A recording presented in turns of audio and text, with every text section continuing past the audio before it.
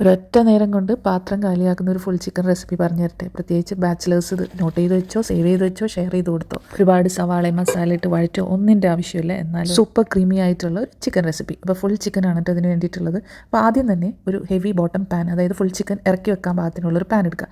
അതിലേക്ക് ഞാൻ ഈ പറയുന്ന എല്ലാ ഇൻഗ്രീഡിയൻസും ഇട്ട് കൊടുക്കുക.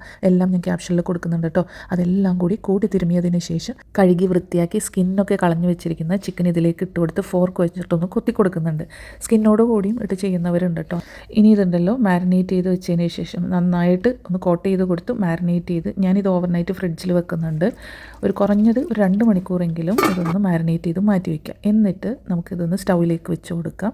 മീഡിയം ഫ്ലെയിമിൽ ഒരു 3 മിനിറ്റ് വെച്ചതിന് ശേഷം തീ കുറച്ച് ഒരു അരമണിക്കൂറിനടുത്ത് ഞാൻ ലോ ഫ്ലെയിമിൽ വെച്ച് കൊടുക്കുന്നുണ്ട്. മൂടി വെച്ച് വേവിക്കാം. ഇനി ഇതിലേക്ക് ഒരു 8 കാഷ്യൂനട്ട് ഞാൻ കുതിർത്ത് വെച്ചത് അരച്ച് പേസ്റ്റ് ആക്കിയിട്ട് അതുകൂടി ചേർത്ത് കൊടുക്കുന്നുണ്ട്. ഇനി ആ ഒരു ചിക്കൻ മറിച്ചും തിരിച്ചും ഒക്കെ ഇട്ട് നമുക്ക് ആ ഗ്രേവിയൊക്കെ അതിൻ്റെ മുകളിലേക്ക് ഒഴിച്ച് നല്ല തിക്കൻ ക്രീമി ആയിട്ടുള്ള ഫുൾ ചിക്കൻ പാരദീസ് ഇവിടെ റെഡി ആയിട്ടുണ്ട്. ട്രൈ ചെയ്ത് നോക്കിയിട്ട് ഫീഡ്ബാക്ക് പറയാൻ മറക്കില്ല കേട്ടോ. കൂടെ പേജ് ഒന്ന് ഫോളോ ചെയ്ത് സപ്പോർട്ട് ചെയ്യാൻ മറക്കില്ല കേട്ടോ.